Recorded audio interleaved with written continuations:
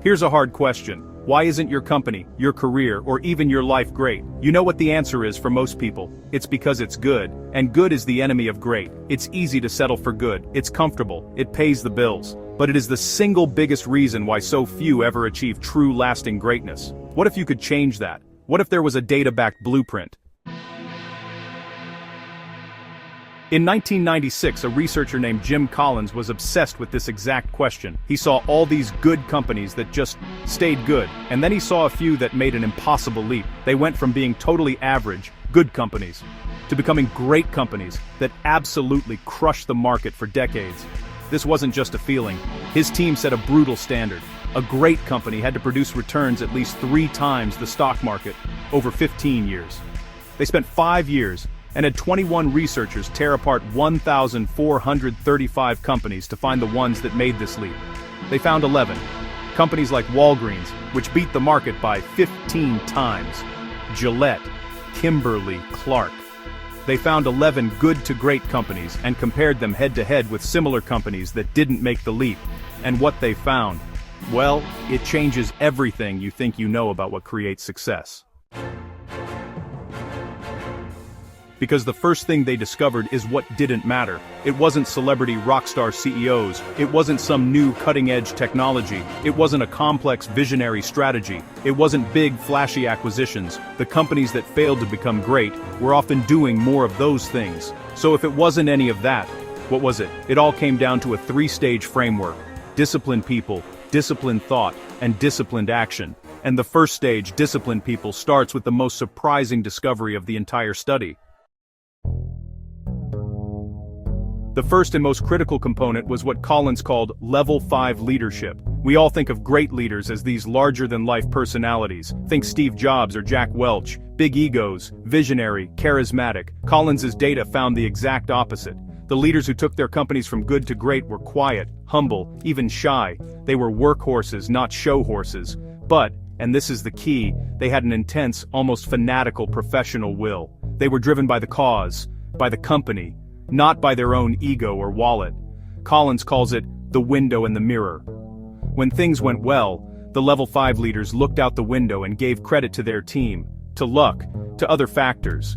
When things went badly, they looked in the mirror and took 100% responsibility. The comparison company CEOs? They did the exact opposite. They looked in the mirror for credit and out the window to blame the economy, the competition, or their team. But Level 5 leadership is just step 1. The second part of disciplined people is, first who, then what. The good to great leaders didn't start with a new strategy or vision. They started by getting the right people on the bus, the wrong people off the bus, and the right people in the right seats. Then they figured out where to drive the bus. The comparison companies did the opposite. They had a genius with 1,000 helpers. They'd set a vision, and then try to motivate the wrong people to get there. The first who rule is ruthless. It's not about being a great place to work for everyone. It's about being a tough place to get on, but a great place to be if you're one of the right people. You don't need to motivate the right people. They are self-motivated by the drive for excellence. Okay, so you have a Level 5 leader and a bus full of the right people. Now you need disciplined thought. This is where you figure out where to drive the bus, and it's not with a vision, it's with the Hedgehog Concept. This comes from an old parable. The fox knows many things, but the hedgehog knows one big thing. The foxes, the comparison companies, were scattered. They tried to do 50 different things. The hedgehogs, the great companies, focused on one big thing and did it better than anyone. Their entire strategy was built at the intersection of 3 simple questions. What can you be the best in the world at? And just as importantly, what can you not be the best at? What drives your economic engine? What is the one metric like profit per customer that you can build your entire model on? What are you deeply passionate about? This is the breakthrough. It's not just follow your passion. It's not just do what makes money. And it's not just do what you're good at. It is the disciplined intersection of all 3. Walgreens, for example, realized they could be the best in the world at convenient drugstores. Their economic engine was profit per customer visit.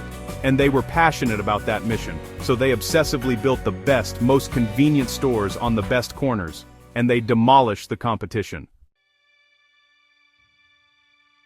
But to find your hedgehog, you need one more tool, the Stockdale paradox. This is the ability to confront the brutal facts of your current reality, while simultaneously retaining unwavering faith that you will prevail in the end. It's not blind optimism, it's brutal honesty. So, you've got the right people, you've got your hedgehog concept, you have the brutal facts, but how do you act? How do you actually build momentum? That's the final stage, disciplined action. This is where everyone expects a big bang, a huge launch, a miracle moment. Collins found that's a total myth. For every single good to great company, the transformation was not a miracle, it was a process. He called it the flywheel. Imagine a giant 5,000-pound metal disc. Your job is to get it spinning. You put your shoulder to it, and push. It barely moves. You keep pushing. The first full rotation takes ages. You're exhausted, but you don't stop. You keep pushing. The second rotation is a little easier. The third, easier. Still. You keep pushing in the same, consistent direction. 10 rotations, 100, 1,000. Then, the momentum kicks in. The flywheel's own weight starts working for you. It's spinning so fast that it's almost impossible to stop.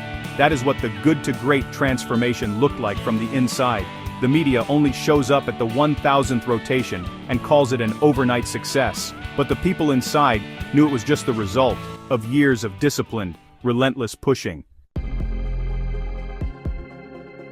The comparison companies, they were stuck in what Collins called the doom loop.